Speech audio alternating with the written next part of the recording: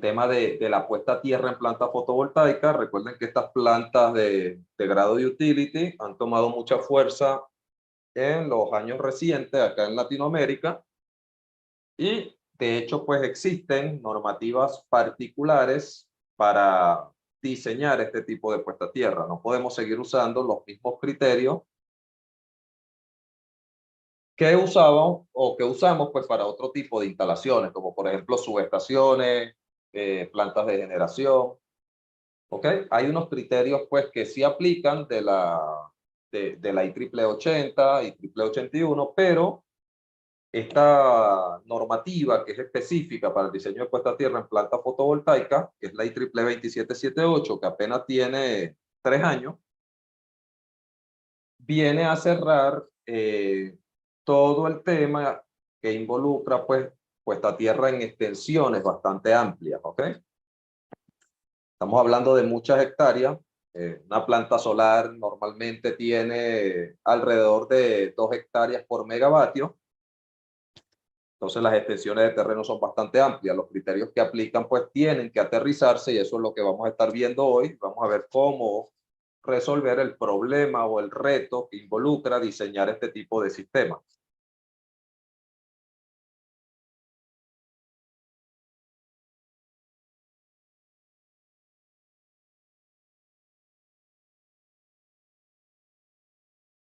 Yo quiero, antes de iniciar, contarles un poco de quiénes somos nosotros, quién es nuestra empresa. Nuestra empresa pues es una empresa de ingeniería y prestamos servicios de capacitación, tanto a público abierto como en company, de temas de ingeniería eléctrica, civil, mecánica, asociada pues a la parte eléctrica, ¿no? A subestaciones, líneas, plantas de generación, plantas fotovoltaicas, plantas eólicas.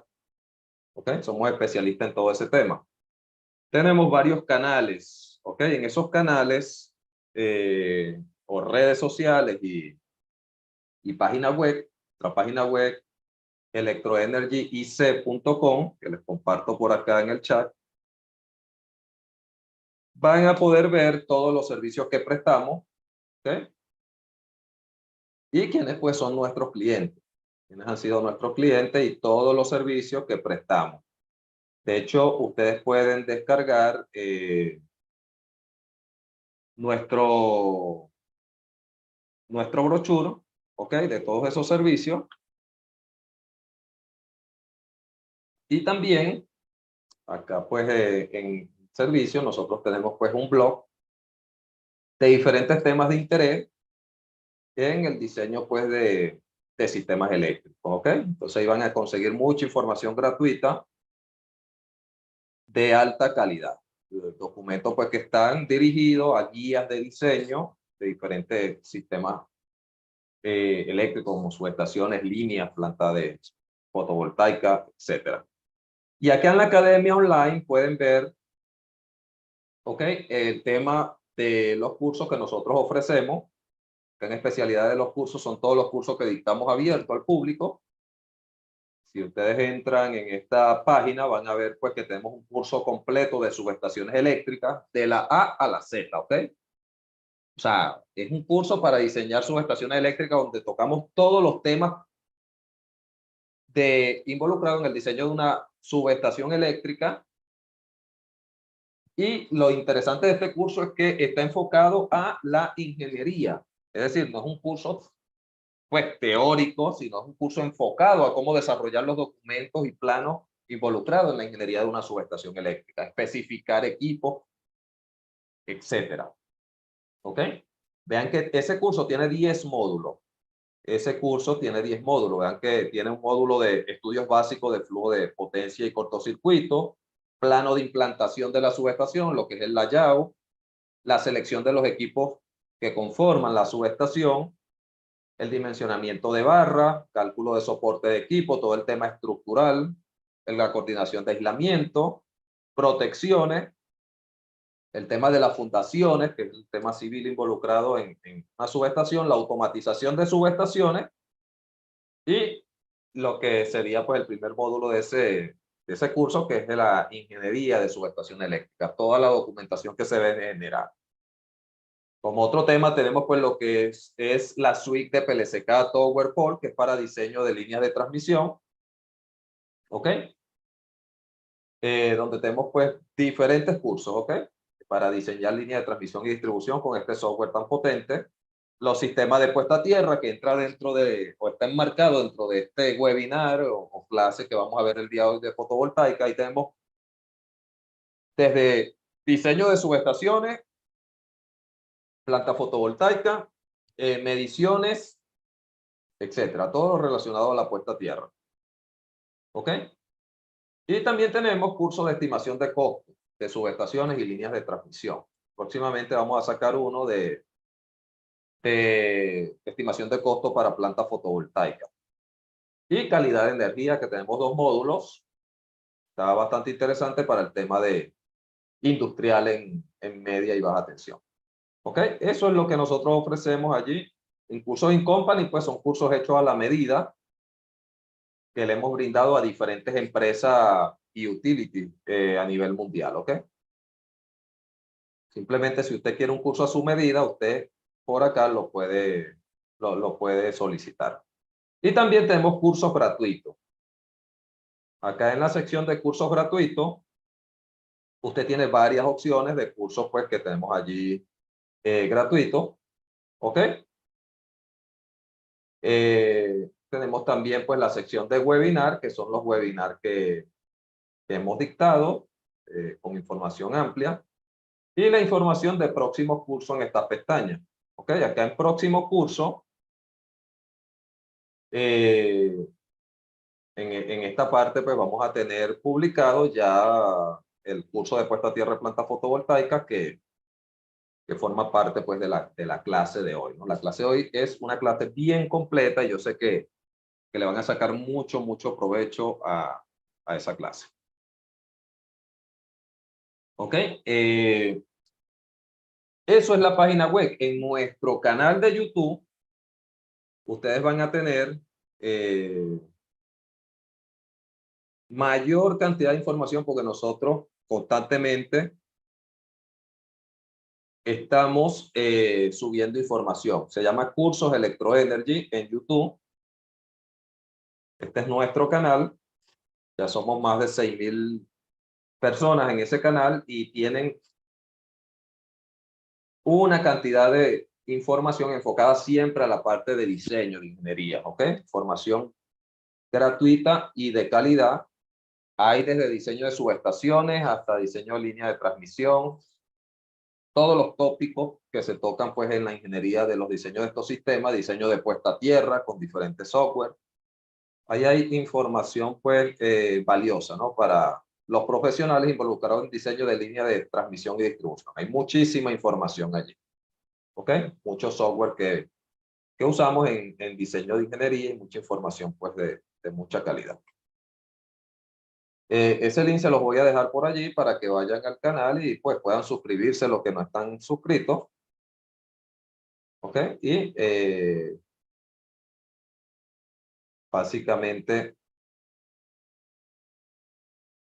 tenemos otras redes que la vamos a estar compartiendo por el chat, pero bueno, ya para dar inicio pues a la capacitación y no dilatar más, le voy a dar el pase, la palabra al ingeniero Einer Sáenz, que va a ser el especialista encargado. Ya Einer ha diseñado pues subestaciones en muchas partes del mundo. ¿Ok? Muchas partes del mundo, incluyendo suelos con baja resistividad hasta suelos de extra alta resistividad en lugares desérticos como Chile. Inclusive, recientemente se diseñó un proyecto para Arabia Saudita, esas zonas desérticas de, de, de estos países árabes. Entonces, es bastante difícil y complicado diseñar en esas zonas. Se necesitan pues software especializado que permitan hacerlo y tener un conocimiento del comportamiento del suelo que definitivamente es importante a la hora de tomar decisiones para implementar el sistema, un sistema que realmente funcione, ¿ok? Entonces, Einer, te doy la palabra, ya puedes compartir tu pantalla y iniciar la capacitación.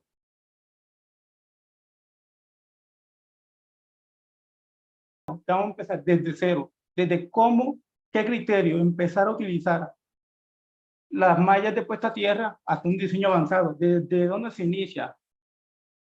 Procedemos a seguir con la siguiente diapositiva. El contenido de este webinar o clase gratis va a estar distribuido en 7 puntos. Lo que es la disposición física, las conexiones eléctricas que hay en estas plantas solares, la normativa que se aplica para realizar un diseño detallado en las plantas solares fotovoltaicas. ¿Qué metodologías de diseño se implementan para un diseño correcto, eficiente de un sistema de puesta a tierra? Como quinto punto se tienen los criterios de diseño basados en la norma propia, porque cuando uno va a diseñar sistemas de puesta a tierra en plantas solares, hay una norma propia de la IEEE, que es la 2778 de 2020. Y como sexto punto, vamos a ver algunos resultados de diseño de proyectos ya realizados. Y vamos a hacer aquí una comparación de diferentes software computacionales, que vamos a estar hablando más adelante de estos softwares. Y por último, y no menos importante, tenemos lo que es la protección catódica.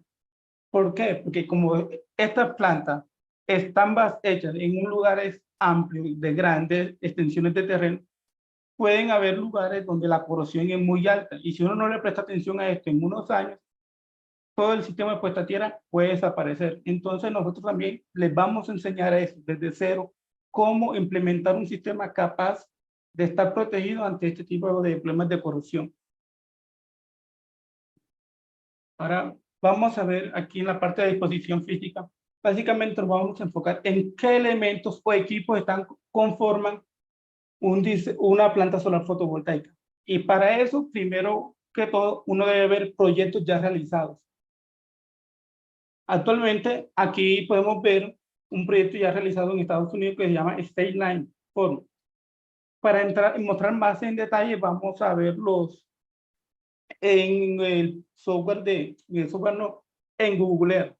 Y ahí vamos a ir viendo con más detalle qué elementos conforman una planta solar, desde los paneles solares hasta las subestaciones.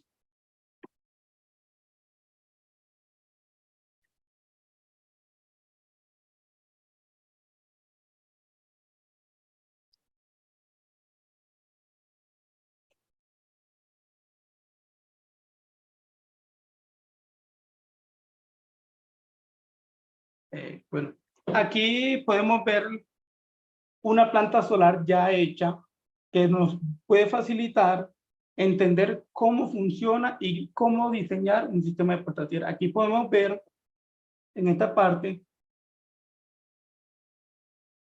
una subestación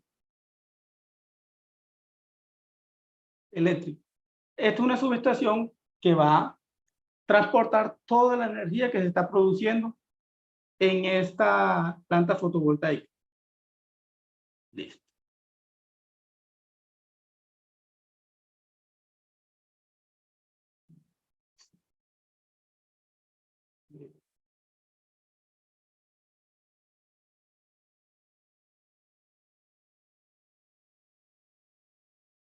Listo. Aquí, aquí en esta planta podemos ver unos espacios. Estos espacios comúnmente se les conoce como estaciones de potencia o centros de transformaciones. Y básicamente está constituido por unos tableros de distribución, unos transformadores y una celda de media tensión. Aquí podemos tener distribuidos los paneles. Aquí no se está viendo detalladamente, pero dentro de estos paneles se encuentran unos inversores. Básicamente, como esta es una planta solar muy grande, se requieren de varias estaciones de potencia. Estas estaciones de potencia básicamente lo que me van a servir como soporte para tratar de esa energía generada por los paneles solares, llevarlo a unos centros de distribución y poderlo llevar desde esta subestación hasta los centros de consumo que hay en los hogares.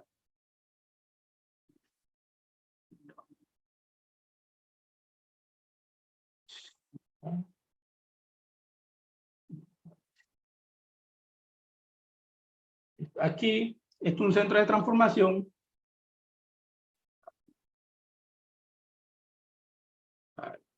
Un momentico.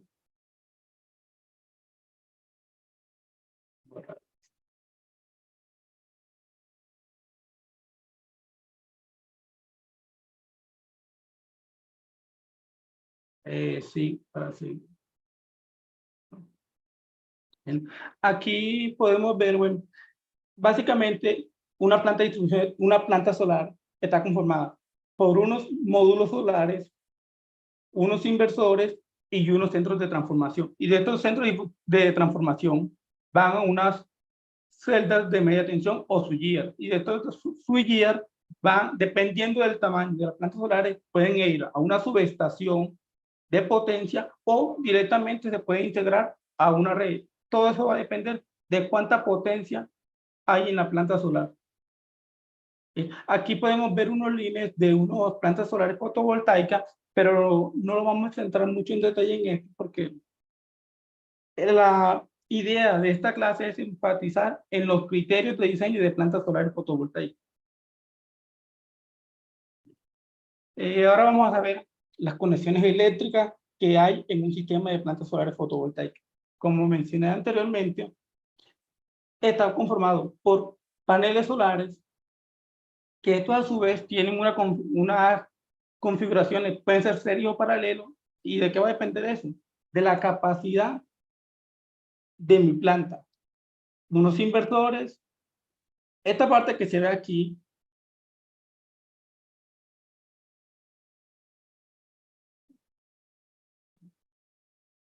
esto que se ve aquí, es lo que se conoce como centros de transformación o estaciones de potencia, que está conformado por un tablero de baja tensión, un transformador y unas celdas de media tensión, que sería esta parte. ¿Qué le lleva? ¿Qué le llega? ¿Por qué es importante conocer esto? ¿Por qué? Porque cuando uno va a hacer un diseño de puesta a tierra, hay que tener en cuenta las corrientes de cortocircuito que se pueden generar. Y no es lo mismo una corriente de cortocircuito que se genere en un panel solar, que se genere en un inversor o que se genere en una estación de potencia.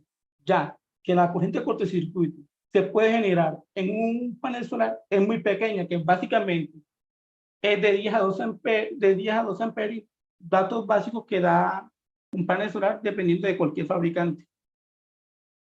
Pero si hay un nivel de cortocircuito aquí en este punto,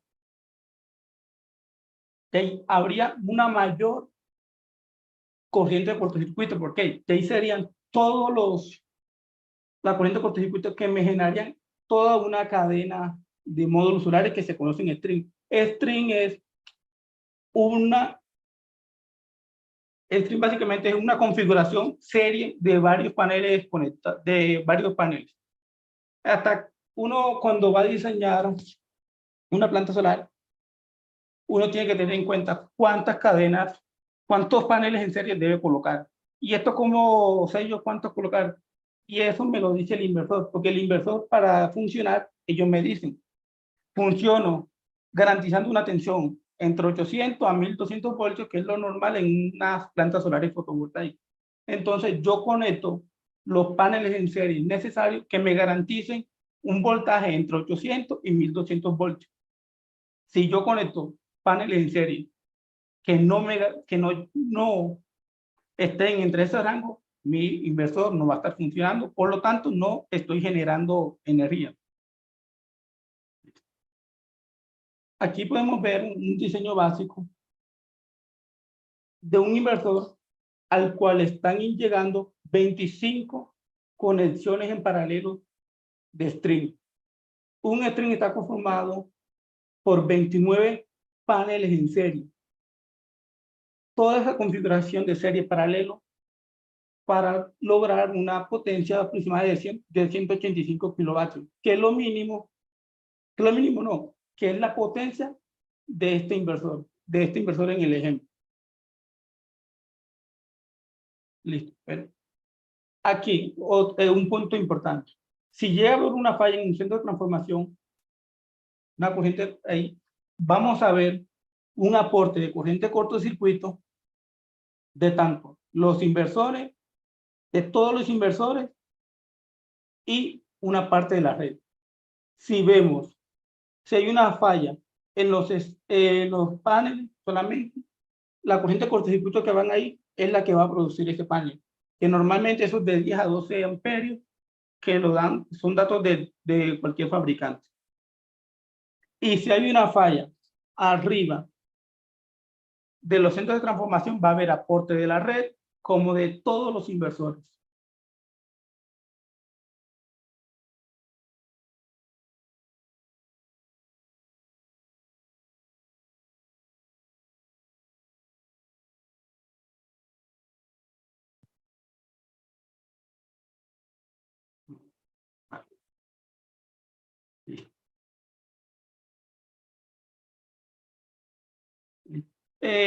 Bueno, aquí podemos ver con más detalles cómo está conformada una estación de potencia, centro de transformación o estaciones unitarias. Aquí podemos ver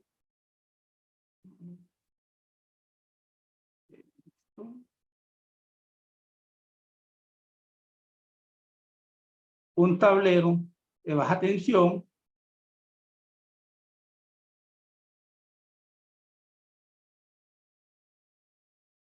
un transformador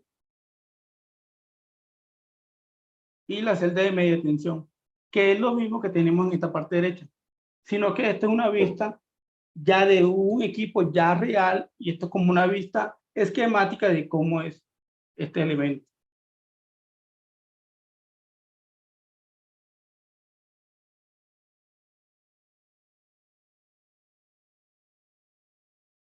Listo. Las diferentes normativas que aplican para un diseño de plantas solares, algunas de ellas son las que dice el Código Nacional Eléctrico. Básicamente esta parte se fija en las partes metálicas que están implementadas en una en plantas solares, como son los soportes que hay. Los centros de distribución que acabamos de ver, como esto es una parte es metálico, se le debe aplicar el Código Nacional Eléctrico. La norma UL 2703, que básicamente para los sistemas de montaje de dispositivos, de soporte y demás. La UL 3703, que básicamente se basa en los trackers de las plantas solares fotovoltaicas. La IEEE 80, que básicamente es una guía para diseño en subestaciones de potencia. La IEEE 81, que es una guía para hacer mediciones de la resistividad del terreno y resistencia de tierra. Y la otra, la más importante, básicamente es la IEEE 2778, que es básicamente en donde nos vamos a enfocar durante esta clase gratis y el curso que vendrá más adelante. Básicamente esto nos da una guía muy detallada de cómo diseñar desde cómo se deben hacer las mediciones de resistividad del terreno hasta las partes de criterio de cómo hacer un diseño óptimo y eficiente para tratar de garantizar un costo no tan elevado de un sistema de puesta a tierra.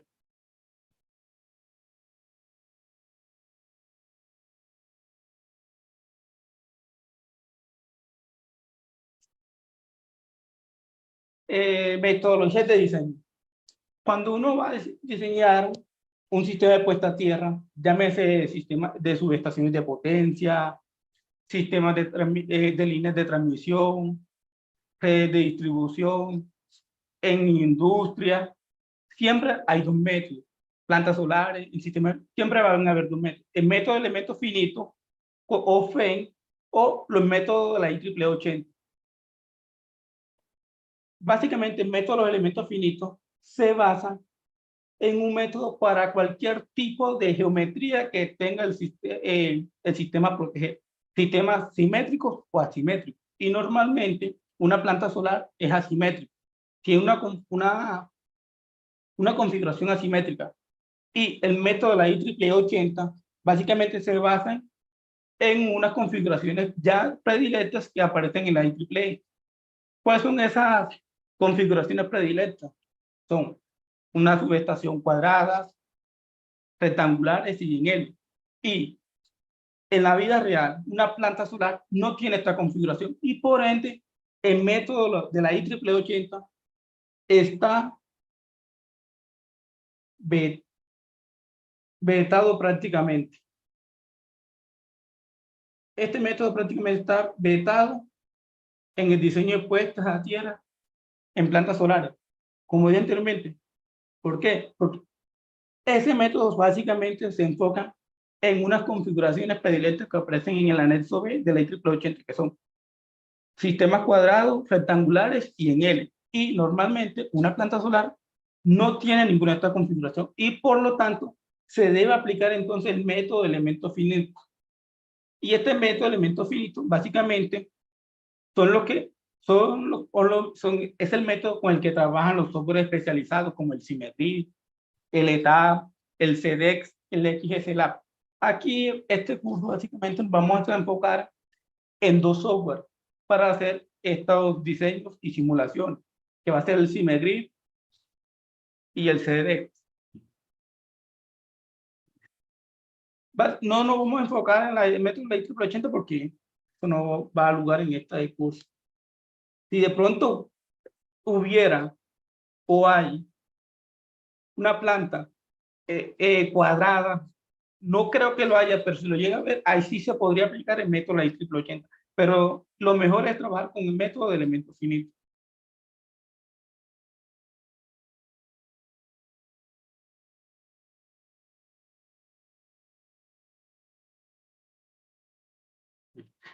Aquí podemos ver como una configuración de una planta solar, como podemos ver, no tiene nada a las configuraciones que hay en la IEEE 80. Es una configuración totalmente asimétrica.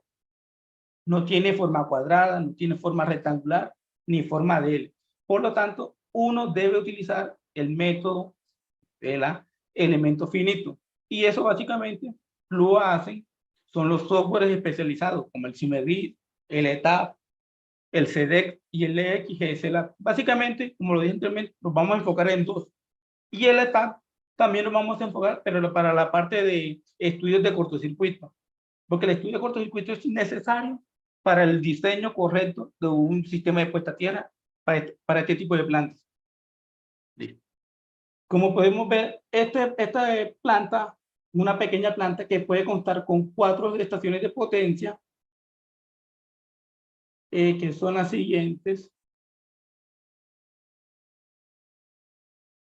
Esta sería una estación de potencia, esta sería la otra, esta sería la otra, y esta sería la otra. Estas serían las 4 estaciones de potencia con las que se cuenta esta planta solar.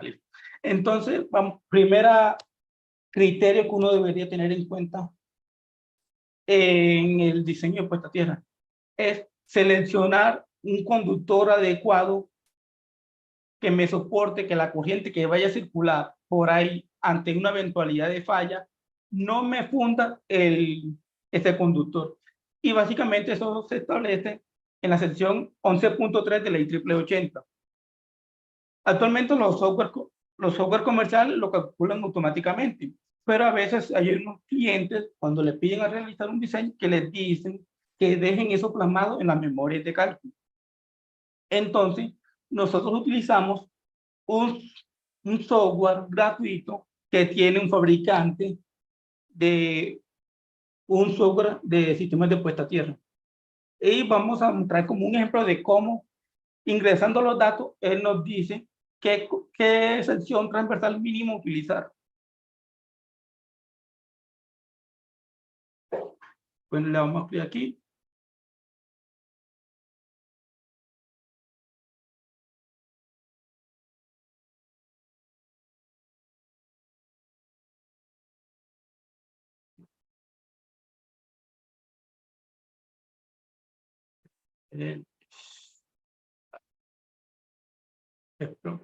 ¿Era qué? Pareciera que como que a la página le dieron de abajo. Bueno, listo. Bueno, listo. Vamos a ver si lo puedo mal entrar nuevamente porque al parecer está como que caído el link. Vamos a intentar nuevamente para mostrarles cómo se ingresan los datos para la selección del conductor adecuado, y con esto y con este dato ya se podría empezar el diseño de puesta a tierra, pero básicamente al parecer como que está caída la página. ¿Quieres yo la muestro acá? O me puede enviar el link por la...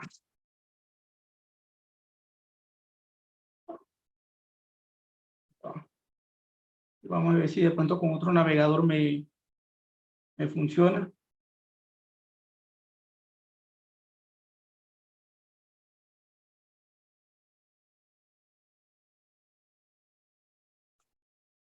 Ahí lo coloqué en el chat.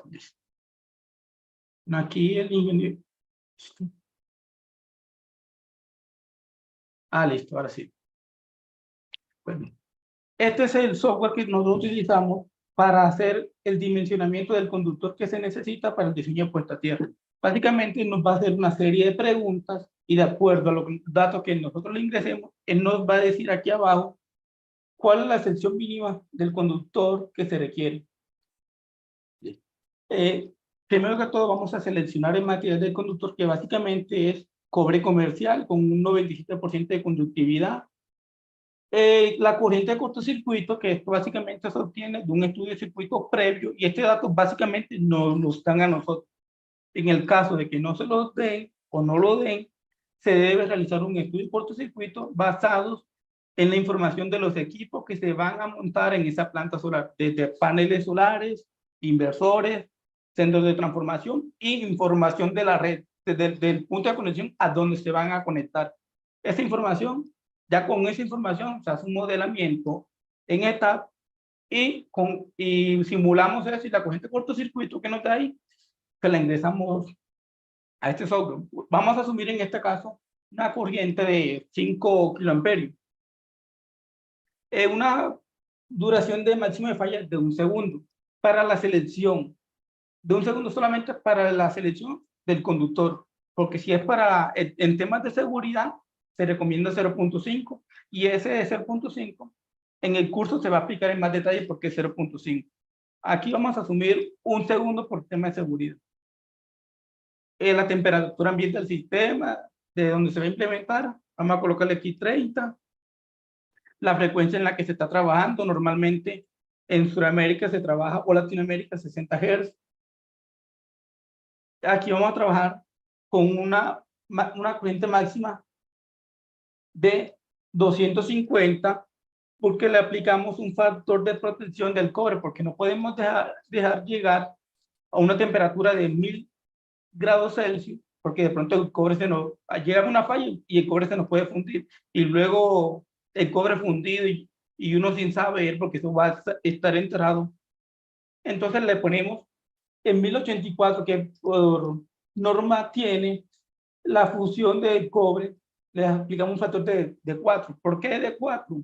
Porque básicamente cuando uno está uniendo esos conductores, utiliza a veces soldaduras exotérmicas o conectores de compresión, y básicamente los conectores de compresión soportan hasta 250 grados. Entonces, por eso estamos utilizando 250 grados como máxima temperatura que debe haber en caso de falla.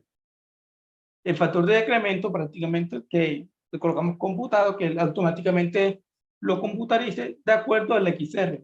Este XR también lo tienen que dar en el estudio de cortocircuito. Y por último le damos calcular. Él aquí nos dice que para una corriente de cortocircuito de 5 kiloamperios a una temperatura ambiente de 30 y un XR de 20, se debe seleccionar un conductor de mínimo 29,67 milímetros cuadrados. Pero a veces no se debe seleccionar esto, porque hay una norma que nos dice de cuál debe ser el calibre mínimo que se requiere para sistemas de puesta a tierra. En la IS 6384, si no estoy mal, dice que para sistemas de puesta a tierra el calibre mínimo es de 25 milímetros cuadrados. O sea, en este caso no habría problema. Pero si nos vamos a una norma local, el RETIA en Colombia nos dice que el calibre mínimo para sistemas de puesta a tierra es de 50.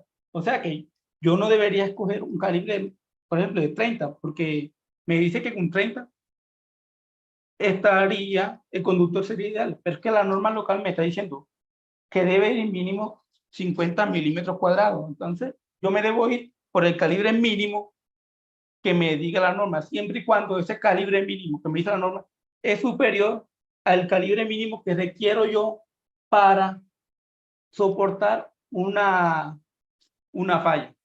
Además de eso, también debo tener en cuenta si el terreno es corrosivo o no, porque si es corrosivo, el terreno me puede ir comiendo el cobre. El cobre, entonces uno también a la hora de dimensionar el conductor se basa en el calibre mínimo que debo diseñar yo basado en la corriente de falla, la calibre mínimo de acuerdo a la normativa local, que eso va a depender del país en que se encuentre uno o el proyecto, básicamente el proyecto, y también basado en el tema corrosivo. Nosotros en el curso le vamos a dar las memorias de cálculo donde ahí se muestra más detalladamente de cómo seleccionar ese conductor. Ahí en el curso sí vamos a entrar en más detalle en esa parte.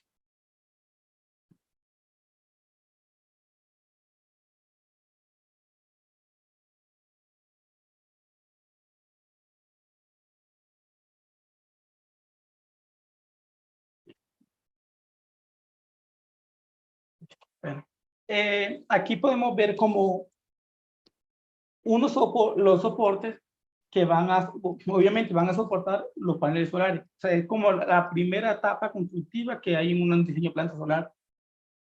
Aquí podemos ver los soportes, cómo están distribuidos los paneles y cómo se ven los cables por encima. Ahora sí, vamos a empezar criterios de diseño para estos sistemas de puesta a tierra en la planta fotovoltaica. Aquí tenemos, aquí en estos criterios, esto está basado en la IEEE 2778, que básicamente es la norma que nos debemos de regir para hacer el diseño.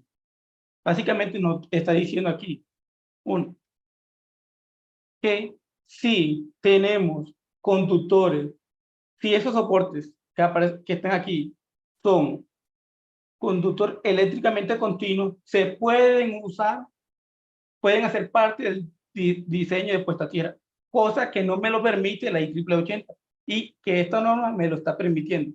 Me dice, pero para garantizar que estos soportes si son continuamente eléctricamente, deben estar soportados bajo una norma. Esa norma se la vamos a mostrar más adelante. ¿Qué normas deben estar basados esos soportes para garantizarse que son eléctricamente continuos? Aquí dice que para utilizar esos soportes como parte del diseño de puesta a tierra, debo garantizar que esos soportes deben incluir que deben estar certificados bajo la norma UL 2703 y la UL 3703. Si mi soporte está basado en esta norma, yo puedo utilizar esos soportes como parte del diseño, como parte del sistema de puesta a tierra. Algo que no me lo permite la norma IEEE 80. Básicamente, esta norma lo permite, es para tratar de hacer un diseño mucho más económico. ¿Por qué? Como son plantas muy grandes, pueden encarecer ese proyecto.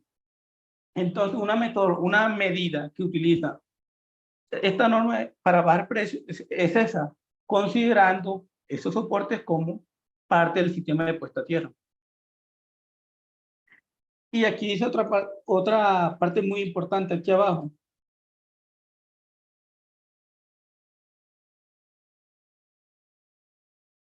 Dice que como el acero tiene una resistividad eléctrica muy alta, ayuda a reducir los potenciales que pueden haber en la planta solar. Vamos.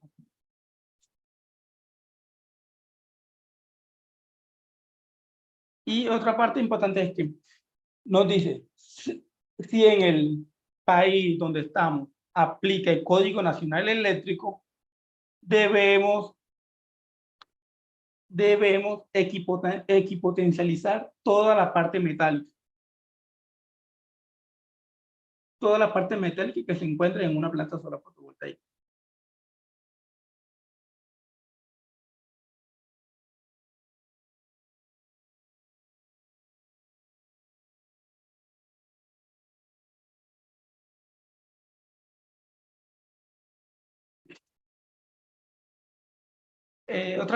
Otra parte que se deben de tener como criterios de diseño son la malla, el mallado, que básicamente cualquier planta solar está cercado por un vallado perimetral, que la norma dice que normalmente ese vallado está separado a 6 metros de la parte metálica más próxima a ella. Básicamente,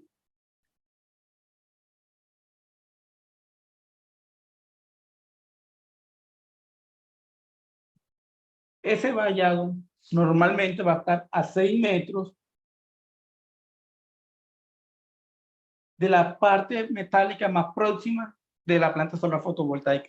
Y él nos dice, una práctica muy común es analizar si en esa malla, si en la valla se generan potenciales de toque y de paso peligrosos.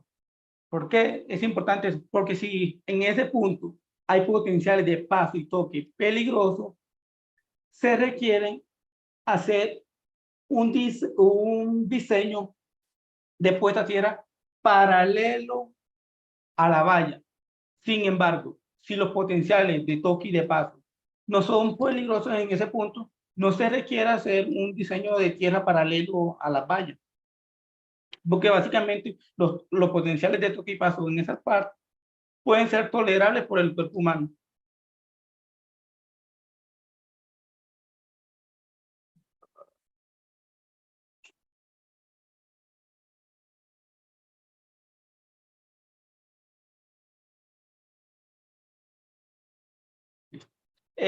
Criterios de diseño.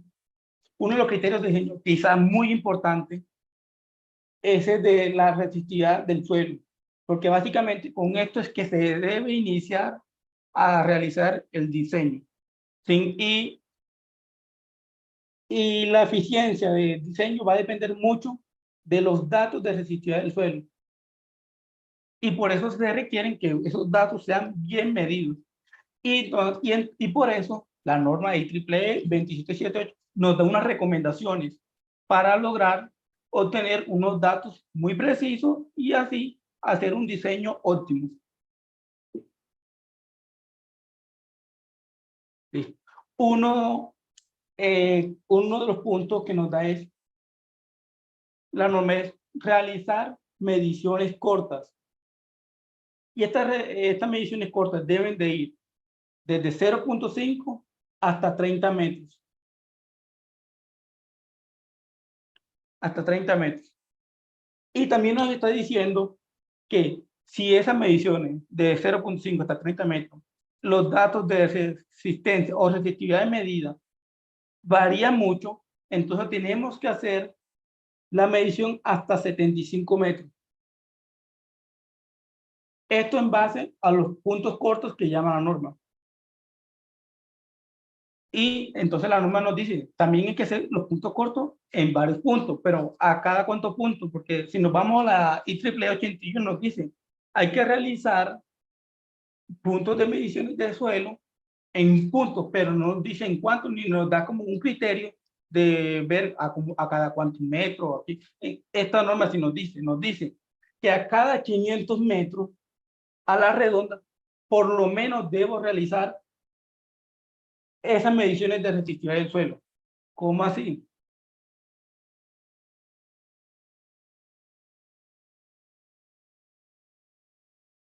¿Cómo, cómo, cómo, cómo, si yo hago un punto, si aquí en este punto realizo las mediciones de suelo, entonces la norma me está diciendo que a 500 metros de ahí debo realizar el otro punto. ¿Y hasta qué distancia? hasta 30 metros. Pero si esa medición, datos de emisiones que estoy tomando varían mucho una de la otra, debo ir hasta 35 metros. Entonces, si estoy aquí, hago mi medición, entonces me muevo 500 metros hacia la izquierda o hacia la derecha, a otros 500 metros, y vuelvo a realizar mi otra medición. Estando aquí, entonces me muevo 500 metros hacia arriba, hago otra medición aquí, hago otra medición acá. Ya menos aquí me está diciendo cuántas mediciones debo tener. Ya el número de mediciones, si 2, 3, 4, 5, va a depender del tamaño de la planta solar en la que se va a trabajar. Y por acá en la parte de abajo también nos está diciendo que se deben hacer mediciones en unos puntos largos. Estos puntos largos básicamente se enfocan y nos dice que esto, cuando vamos a hacer mediciones de puntos largos, deben ir hasta profundidades de 300 metros. Hasta de 300 metros. Pero aquí la norma no nos dice cuántas mediciones tenemos que hacer de punto largo. No nos explica cómo en los puntos cortos. Entonces uno aquí, básicamente uno puede decir, como no nos está diciendo ni a cada cuántos metros, ni cuántas mediciones en punto largo, entonces uno puede tomar uno o dos. ¿De qué criterio va a depender? También va a depender del tamaño de la planta. Por ejemplo, ¿cuántos puntos haría yo en esta planta? Primero, escogería un punto central de la planta fotovoltaica. Por ejemplo, aquí, en este punto. Como ya de puntos cortos había elegido esta zona y esta zona, por ejemplo, esta zona y esta zona, el otro punto lo elegiría el doble de distancia que hay entre este punto largo y este punto corto. Por lo menos haría el doble, o sea, la misma distancia. Mi otro punto lo haría más o menos como por aquí. En mediciones de puntos largos. Básicamente, los puntos cortos es para tener información del suelo en las capas, en las primeras capas y los datos de los puntos largos. Básicamente, vamos a tener la información del terreno a profundidades muy bajas. Ya el IEEE nos dice, si uno hace un modelamiento correcto de la resistividad, podemos tener un modelo del suelo muy exacto. Básicamente, esos son los dos tipos de mediciones que nos recomienda la IEEE 27. Puntos cortos y puntos largos. En puntos cortos, hasta 30 metros de profundidad, realizar las medidas las medidas del suelo, y en puntos largos hasta 300 metros. O la distancia o la diagonal de la planta solar dividido 3. Si nosotros seguimos el criterio normal que aparece en la IEEE 81, que nos dice hasta dónde debemos medir, que nos dice, la IEEE 81 nos dice básicamente que el máximo espaciamiento va a ser la diagonal de la planta. O sea, como hay plantas de hasta 4 o 5 kilómetros de distancia, hacer mediciones de espaciamientos de 1 kilómetro, eso no es práctico. Entonces, por eso la norma hace una limitación que hasta 300 metros. Básicamente, cuando uno hace las mediciones de puesta a tierra, los cables que uno utiliza para ir tienen una distancia predeterminada, como 100, 200 metros. Y ya para distancia de 1 kilómetro, eso sería impráctico. Hasta la norma lo sabe y por eso da unas recomendaciones muy buenas en ese sentido.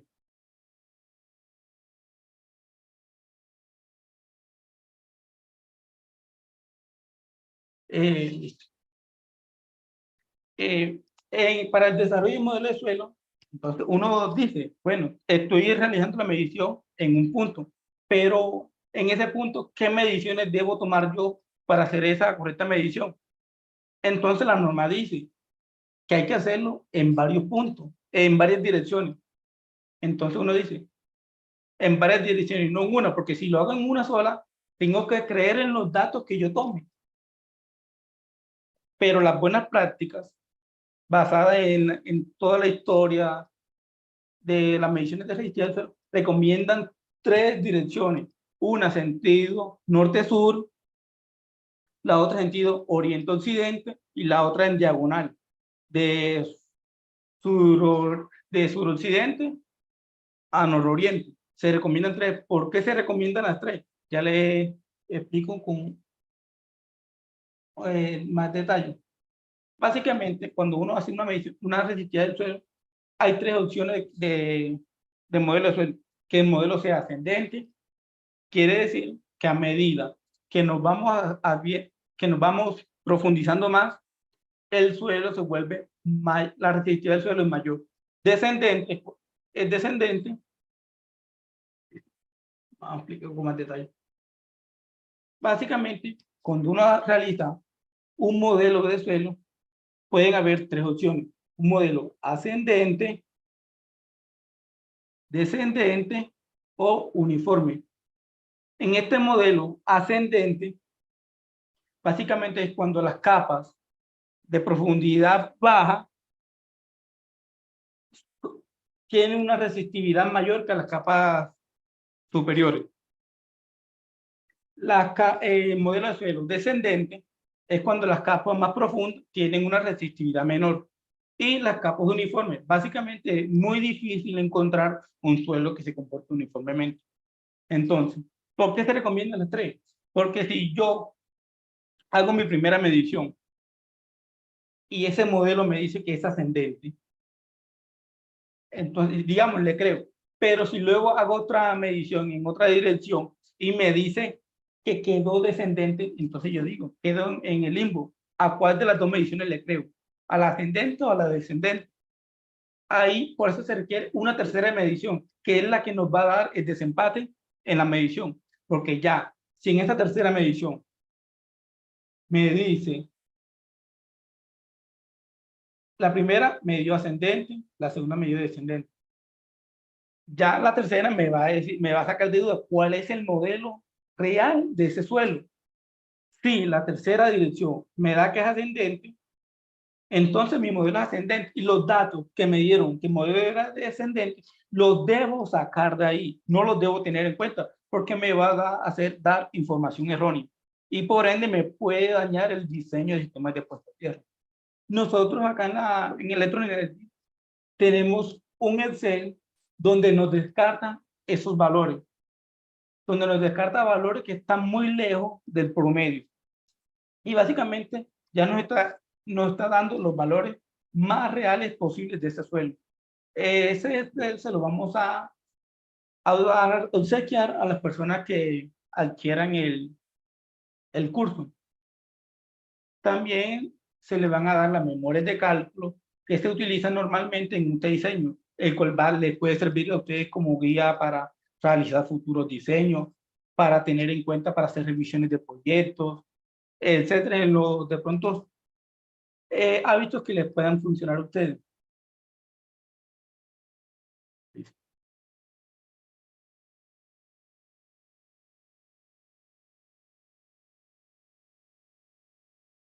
Básicamente, en modelos de suelo, nos pueden dar modelos de suelo uniforme, que es el que uno asume que es una sola capa. Modelos de 2 capas, que es normalmente el más utilizado, porque es un modelo muy conservador. Hay modelos de 3 capas, de 4 capas, de 5 capas. Estos modelos de 3, 4, 5 capas no se hacen con los software convencionales que uno conoce como el ETAP o el Simetril. Sin embargo, hay software que sí lo hacen, como el XGSLab y el CED. Aquí vamos a trabajar con software robusto y no tan robusto. El Simetril, por ejemplo, solamente va a modelar, puede modelar hasta 2 capas, suelos de 2 capas. El Simetril lo funciona, lo hace bien. El CDS, vamos a trabajar también con ese, y en ese también podemos modelar hasta con 3, 4 capas. Incluso tiene la opción para modelar suelos verticales, porque como si nos vamos, bueno, sí, como aquí, ¿Por qué es importante también entender este modelo de suelo de capas verticales? ¿Por qué? Porque como tenemos en una planta solar, es una extensión de terreno muy extensa, puede que en algunos lugares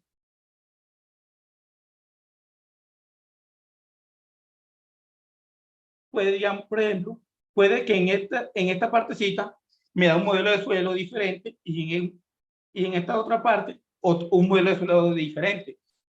O sea, no me está dando el mismo modelo durante todo el terreno. Entonces ahí yo debo aplicar el modelo de capa vertical. Algo que no me permite el software SimeGrid, pero si el CD. Nosotros en el curso vamos a hacer un ejemplo sencillo sobre este tipo de modelo. No cualquier software convencional utiliza este tipo de modelo de capas verticales. Y es muy normal que hayan capas verticales en una planta solar porque las extensiones de tierra son muy grandes.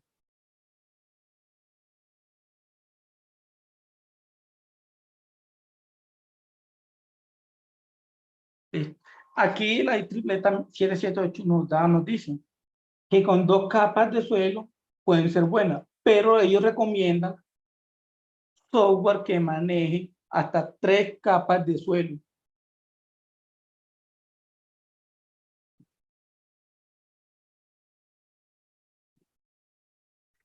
Otra parte de los criterios de diseño es el split factor, que es básicamente lo que nos va a decir qué porcentaje de la corriente de falla tierra va a circular por nuestra malla de puesta a tierra.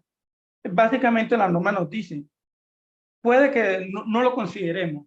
¿Por qué? Porque como las plantas solares son muy grandes, normalmente las resistencias que nos va a dar el sistema son muy pequeñas. Y eso hace que el split factor no sea menor al 90%. Y el margen de error, como el máximo es 100, o sea, el margen de error es de 90 al 100, es muy pequeño. Entonces dice, no es necesario considerarlo, pero si se hace, está muy bien. Y nosotros, básicamente el split factor, se basa básicamente en el anexo C de la IEEE 80. Aquí nosotros lo vamos a explicar también. Incluso los software ya lo realizan ese cálculo internamente. Tanto el CDET como el CIMEGRID hace el cálculo del split factor automáticamente sin la necesidad de uno realizarlo. Pero aquí se va a dar como la base teórica que se requiere para realizar este cálculo.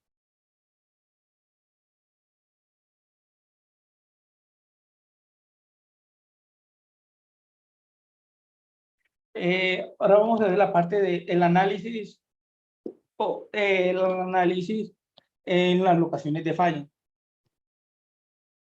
Aquí nos dice la norma que típicamente el modelo de cortocircuito se debe desarrollar para todos los sitios donde hay centros de transformación y switchgear.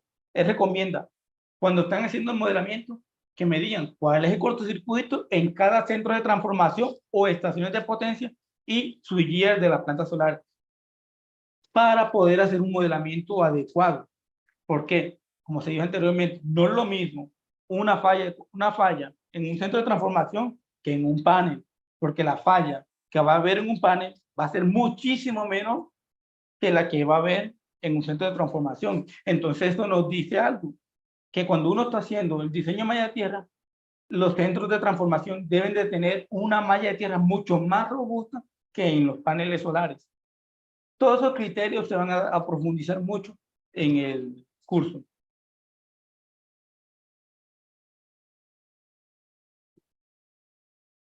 Aquí, básicamente, en la sesión 5.3 de la IEEE 2778, nos dice algunos criterios de diseño de sistemas de puesta a tierra para plantas fotovoltaicas.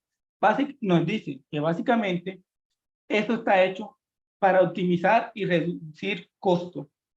Básicamente se enfoca en esa parte, en reducir costos. Y ellos nos dicen, para empezar un diseño, básicamente, hágale el diseño a los centros de transformación. Después que usted haga el diseño del centro de transformación, trate de unir los centros de transformación que hay en la planta.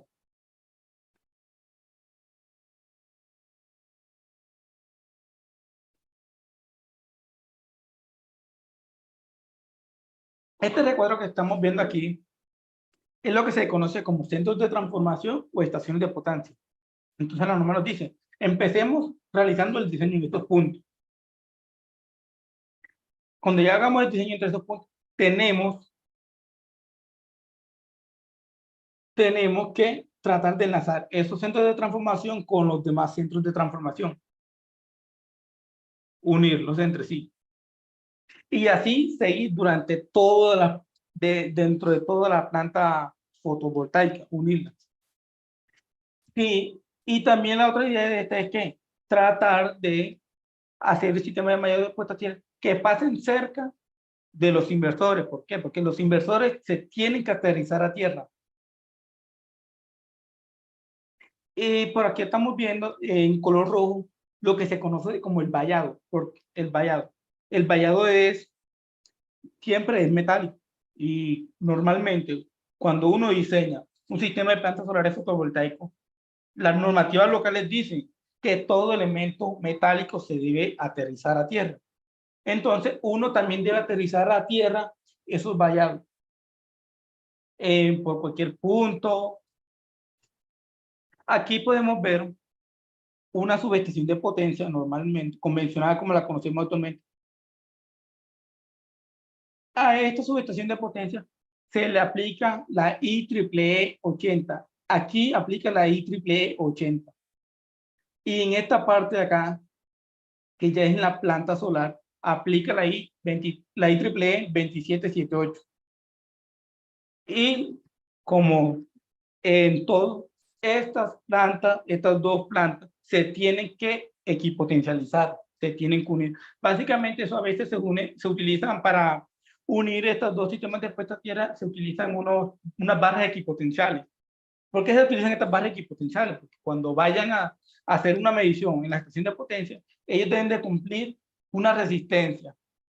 Y en la planta solar, diseño de la planta solar, también debe cumplir otra resistencia. Entonces, cuando yo tengo ese barra equipotenciales, yo la desconecto y ahí puedo medir con mayor facilidad mi puesta a tierra, mi resistencia en mi estación de potencia, en mi subestación principal o de potencia y en mi planta solar. Y básicamente la norma nos está diciendo que para hacer un cálculo de resistencia de puesta a tierra se debe usar software computacionales porque ellos tienen un modelamiento completo y están basados en el modelo de elementos finitos, que es un modelo completo para diseñar cualquier tipo de sistema de puesta a tierra. Aquí no se pueden utilizar el Excel que a veces circula por la red, porque ese Excel del sistema de puesta a tierra que circula por la internet está basado básicamente en las topologías básicas de la IEEE 80 como mallas cuadradas, rectangulares y en L. Y aquí no aplica esa parte.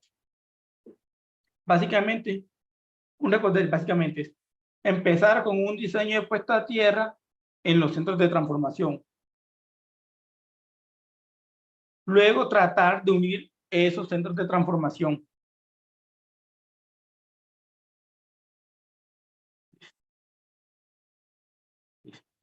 Y luego tratar de equipotencializar todo el vallado perimetral. Ese es como mi diseño preliminar. Si ese diseño preliminar no me da, entonces yo debo recurrir a otros criterios. ¿Cuáles son esos criterios? Como vimos anteriormente,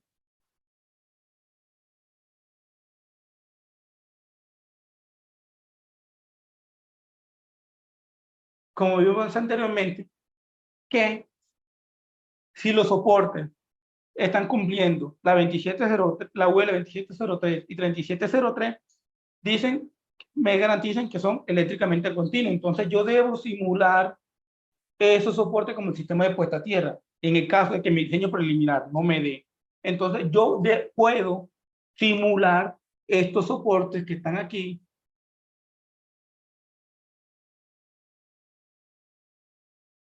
Yo debo simular estos soportes como parte del sistema de puesta a tierra para tratar de minimizar costos, porque la idea de esta norma es hacer un diseño que me simplifique costos y obviamente garantizando la seguridad de las personas, donde garanticemos que las tensiones de paso y de toque que hayan en la zona sean permisibles para el cuerpo humano. Ya basado en ese criterio, entonces ya cuando no nos da el primer criterio preliminar, entonces nos tocaría hacer esta parte. Y también la norma nos dice que estos soportes que están aquí o incas tienen las mismas características que una barra de jabalí o jabalina de puesta a tierra conocida normalmente. Y básicamente estos soportes se pueden modelar como una barra de 1,8 hasta 2,5 metros. Normalmente las barras que se utilizan para aquí son varillas de Copperwell de 2,4 metros. La norma nos dice que si ese soporte cumple UL 2703 y 3703, lo podemos modelar como una varilla de puesta a tierra. Y eso obviamente es mucha ayuda en el diseño y también en parte económica, porque va a ayudar a reducir costos. Eso es una de las buenas prácticas que se deben implementar en un diseño de puesta a tierra.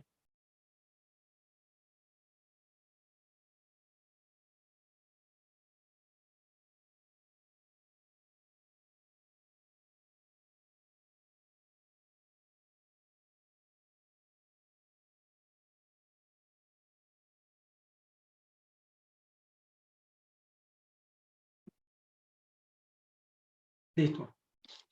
Bueno, como decía anteriormente, la norma nos está diciendo que si estos soportes y estos tubos que me van a soportar los paneles solares son eléctricamente continuos, yo los puedo hacer parte del sistema de puesta a tierra para tratar de reducir costos y van a tener comportamientos similares a la de un conductor o a la de una varilla de puesta a tierra. Pero si ese soporte no, no está hecho basado en la norma UL 2703 y 3703, yo debo colocar un conductor por todo.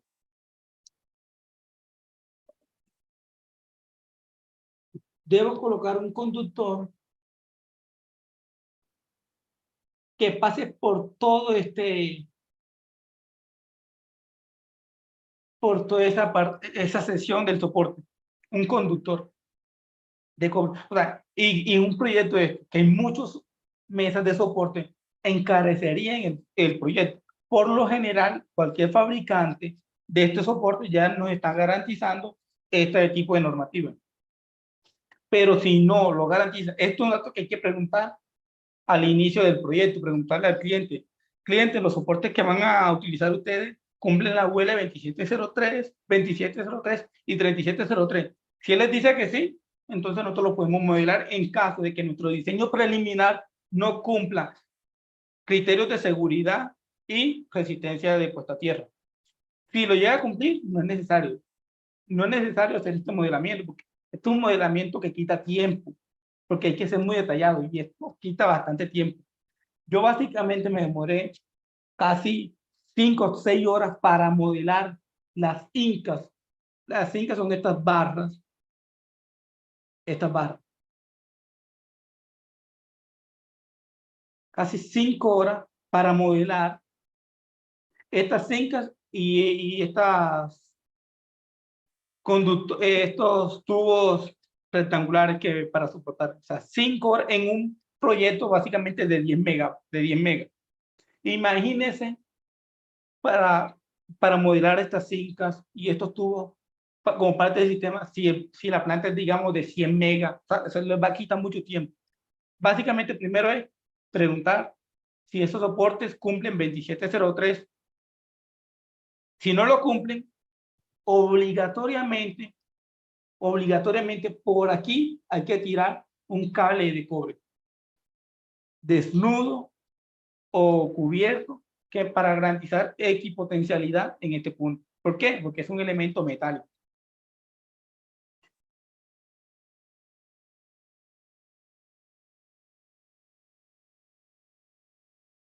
Listo. El uso de varillas en sistemas de puesta a tierra. Claro, no me lo estoy diciendo. Básicamente, las varillas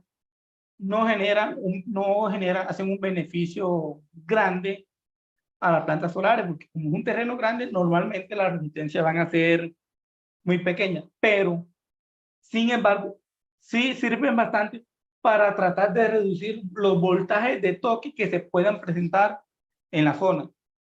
Básicamente, cuando nosotros hagamos el diseño y nos damos la simulación y miramos los potenciales de toque y de paso, y miramos cómo se está comportando, en donde hay potenciales de toque muy altos, entonces nosotros podemos decir, vamos a colocar una varilla para tratar de reducir ese voltaje ahí y tratar de que nos quede en valores permisibles para el cuerpo humano. Bueno, acá básicamente nos está diciendo que en caso que esos soportes básicamente nos tienen un beneficio similar a los conductores de sistemas de puesta a tierra, el bonding. Otro criterio de diseño que es la piedra picada. Normalmente la norma nos está diciendo aplicar piedra picada en una planta solar fotovoltaica no es la mejor alternativa. ¿Por qué? Primero que todo, la piedra picada es carísima. Y las plantas solares son muy grandes.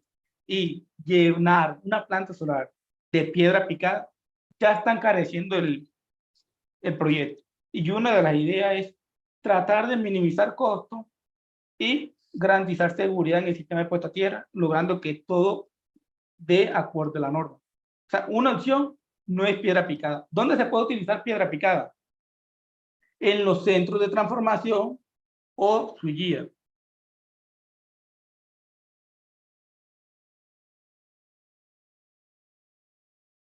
En estos puntos sí se puede aplicar piedra picada. En estos centros de transformación. Pero en el área general no es recomendable usar piedra picada porque incrementaría los gastos enormemente. Y esa no es la idea cuando uno está haciendo un diseño. A la hora de realizar un diseño, uno de los criterios principales es tratar de hacer un diseño seguro y que también sea barato, económico. Aquí en el curso vamos a dar algunos criterios y unos puntos clave para tratar de garantizar eso. Y también se me está olvidando. Aquí vamos a hacer un ejercicio también donde vamos a utilizar mejorador de suelo, porque hay puntos, lugares donde hay resistividades muy altas. Y un diseño, por muy fino que uno haga y que utilice la zinc y los soportes como parte del sistema de puesta a tierra, no nos va a dar.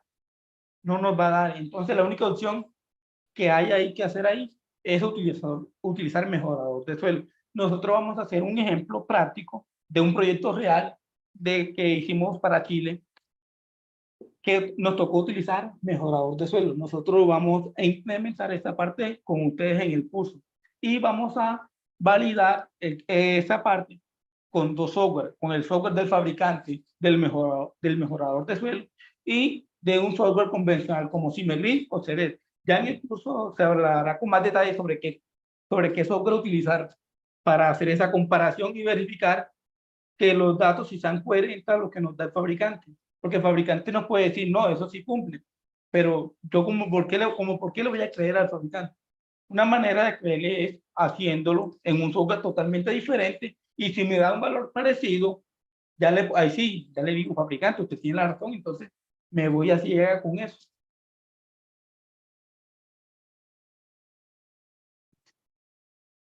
Listo. Para realizar ya las simulaciones, ya la parte de resultados, vamos a utilizar, como se leyó anteriormente, varios software. Uno de ellos es el Simmergrid y el CEDEX. El ETAL también sirve para hacer el diseño de sistemas de puesta a tierra, pero es muy limitado. ¿Por qué? Una simulación normal que en Simmergrid y CEDEX pueden durar segundos, en ETAL me puede durar hasta 20, media hora. Y esa, una vez haciendo un proyecto, lo que quiere es ahorrar tiempo. Y el ETAL se queda corto como en esa parte. Por eso ETAL no se va a utilizar, pero si de pronto alguno de ustedes en el curso utiliza ETAL en su empresa, vamos a hacer también un ejercicio en ETAL, desde cero, desde cómo hacer en AutoCAD, empezar en AutoCAD el diseño hasta cómo pasar de AutoCAD a ETA, cómo pasar de ETA a Simegrid y cómo pasar de ETA, de AutoCAD a CD. Vamos a enseñar desde cero todo eso. ¿Y qué criterios se tienen que utilizar para que los software nos lean esta información que nosotros les estamos pasando de AutoCAD a su software? Desde cero, le vamos a explicar en detalle todo eso. Bueno, básicamente el CDEX, nos vamos a enfocar mucho eso en el curso. Vamos a explicar ese software, ¿por qué? Porque nos parece muy poderoso, ya que en la parte de modelamiento de suelo puede modelar hasta 3, 4, 5 capas. Una de las recomendaciones que nos dio la IEEE 27778. Además de eso, se pueden hacer un modelamiento mucho más sencillo y en su página web, si ustedes revisan la página web de ese, ellos dicen que su software está capacitado para hacer diseños de puesta a tierra para parques de plantas solares, algo que no tiene el software Simegrid, que no lo garantiza, pero que uno los puede modelar y puede hacer, con todas las limitaciones que ellos tienen, uno puede hacer un modelamiento mucho más preciso para tratar de que esta información nos dé valores correctos. Vamos a hacer un análisis detallado de eso. El CD básicamente es un software de distribución de corriente, campos electromagnéticos, análisis y estructurales de suelo, y que utiliza el método de elementos finitos para hacer los cálculos, tal cual como lo recomienda la normativa IEEE 27778, por lo cual hace que sea un software de importancia.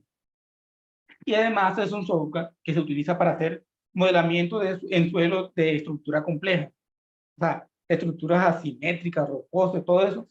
Este es un software que se comporta muy bien. Además, con el CD se puede modelar cualquier sistema de manera realista, un sistema de puesta a tierra. Se pueden calcular corrientes arbitrarias, que las corrientes que pueden circular por un conductor específico. Con el CD lo puedo lograr, cosa que no puedo lograr con el Simegrid. Es como una de las desventajas que tiene el Simegrid. Pero porque obviamente es que este software es muy costoso y no cualquier empresa tiene para pagar la licencia de un software como el CD. Otro de los puntos importantes del CDEX es que calcula con precisión los parámetros de las líneas en 3D, o sea, algo en 3D muy importante porque en la parte estética visual eso ayuda mucho para uno analizar los resultados, cosa que no tienen los otros software similares, pero que sí tiene el XSLA también es un software que le compite como de mano a mano al CD. Y por último, y no menos importante, el CD me ayuda a determinar distribuciones de corriente más realistas. Obviamente, el CD tiene mucha más información para sistemas de puesta a tierra, pero la idea no es centrarnos fuerte ahora en esta parte. Ya en el curso sí se hablará más en detalle de los beneficios que tiene este programa. Ahora vamos a ver como unas simulaciones de un proyecto real que hicimos acá en Electroenergy de un sistema de puesta a tierra. Y vamos a ver la comparación. ¿Cómo nos muestra la información el Simegrid y cómo nos muestra la información el CD? Para que ustedes vean la diferencia que hay entre esos software. Un ejemplo. Aquí estamos viendo como una gráfica de perfiles de tensión de paso y contacto y el GPR que nos da hacer un modelamiento en Simegrid. Nos lo dan 2D. Bueno, uno dice, sí, entendemos la información.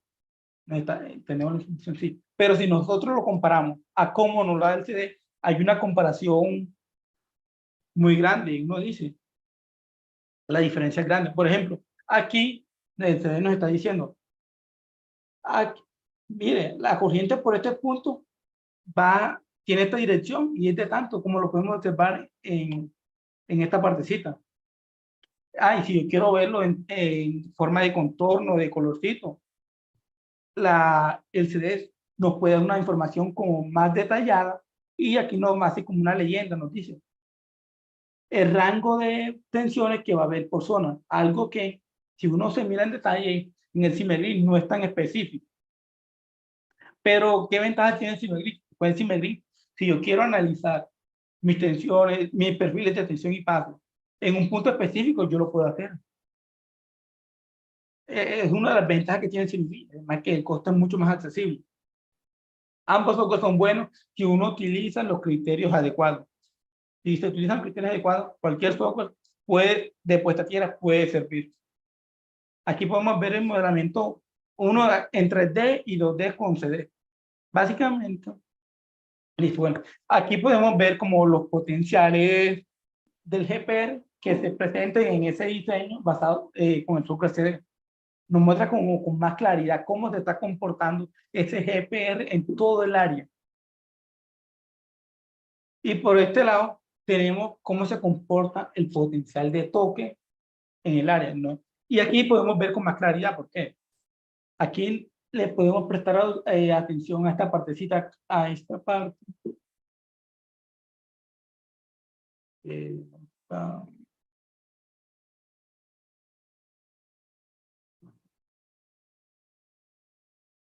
aquí, ahí podemos ver que no está dando como rojo. Entonces uno dice, ¿qué está pasando ahí? Entonces uno dice, ya, o sea, se nos da como nos da esa capacidad de poder interpretar mejor los resultados, porque yo digo, ¿hay qué está pasando? Entonces, yo busco y saco la gráfica en 2D para tener mayor precisión y no tomar una decisión incorrecta. Entonces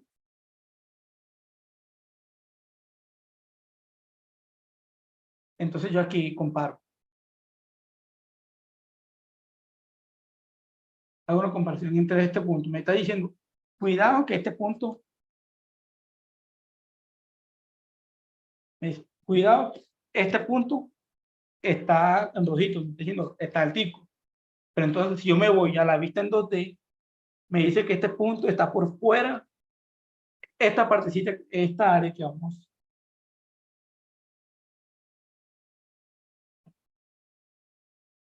Esta partecita que está aquí como en este color celeste, vendrá siendo como el límite de nuestro sistema de puesta a tierra, de este diseño.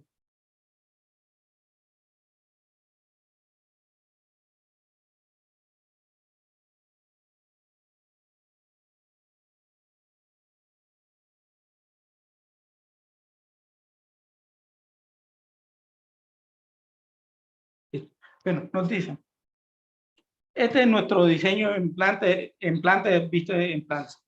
Y esta es una vista en 3D.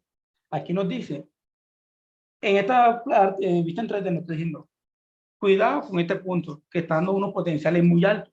Pero si yo me voy a la vista en planta, vemos que ese punto alto está por fuera de la malla, o sea, no nos está afectando básicamente en el diseño puesta a tierra. Pero si uno quisiera en más detalle, entonces uno quería ahí, colocaría una varilla de puesta a tierra de Cooper de 2.4 para tratar de bajar este potencial en esta área. O sea, con una vista en 3D como esta,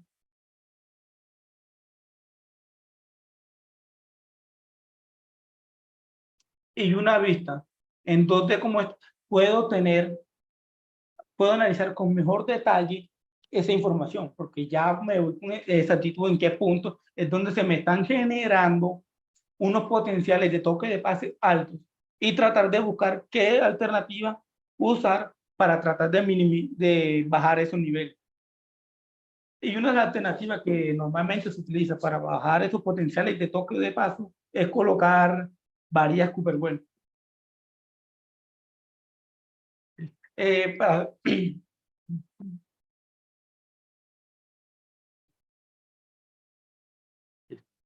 por último, tenemos la protección catódica. La protección catódica se utiliza más que todo cuando el terreno es muy corrosivo. Y básicamente, donde hacen estos proyectos, suele ser el terreno de agresividad muy alta. Y por lo tanto, entonces uno debe tener eso en cuenta a la hora del diseño, ya sea por protección catódica o utilizar o dimensionar un conductor de puesta a tierra tal que la corrosión que hay en ese lugar me soporte, que ese conductor que yo seleccione me dure todo el tiempo de la vida útil. Hay dos alternativas básicamente para este tema. O sea, en detalle vamos a entrar esto en el curso. Básicamente, es verificar que el conductor que seleccionemos para la puesta a tierra soporte la vida útil de todo el proyecto. Básicamente, uno debe garantizar que un proyecto de esto, la vida útil va hasta entre 20 a 30 años. Mi conductor que selecciono debe durar más o menos 20 o 30 años soportando la corrosión que va a haber en esa zona, o diseñar un sistema de protección catódica. Esas dos alternativas se van a dar en el curso con más detalle. Estimado, esto sería como todo en el curso. Si tienen alguna duda, nos pueden comentar y con gusto se las resolvemos.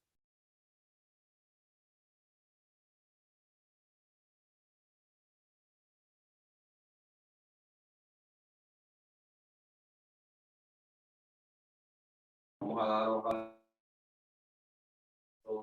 Listo, bueno, les digo, para el curso vamos a darle las memorias de cálculo para que ustedes tengan una guía de cómo hacer un diseño o de cómo hacer una revisión de un proyecto de esto, dependiendo de las funciones que ustedes cumplan a la hora de estos puntos.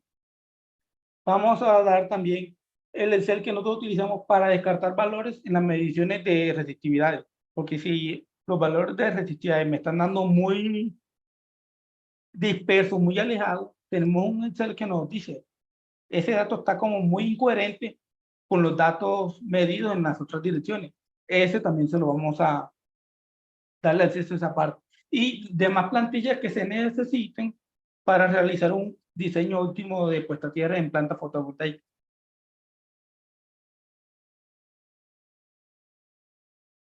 Si tienen alguna duda, nos pueden decir y con gusto se la resolvemos.